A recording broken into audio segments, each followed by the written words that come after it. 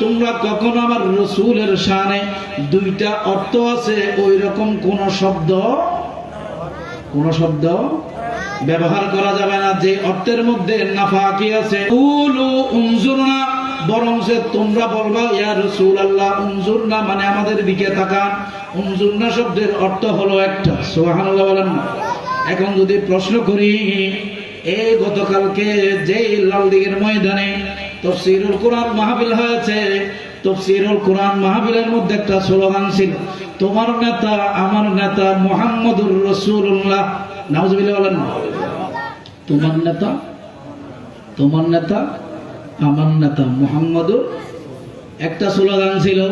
যদি প্রশ্ন করি, আল্লাহ বলেছেন ইয়া আইয়ুহাল্লাযীনা আমানু লা তাকুলু রাঈনা, তোমরা কখনো দুইটা অর্থ হয় এরকম কোন শব্দ, বেয়াদবি হইতে পারে এরকম, ইজ্জত না হতে পারে এইরকম কোন শব্দ ব্যবহার করতে পারবে না।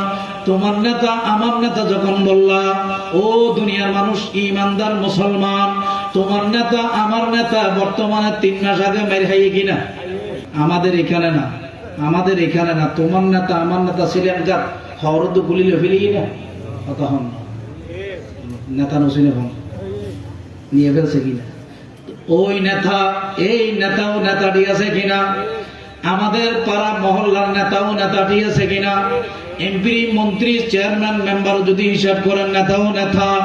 সাময়িক সময়ের জন্য ইজ্জত, কোন কারণে স্বার্থের কোনো বেগতিক হলে ওই নেতার কাছে কি যায়,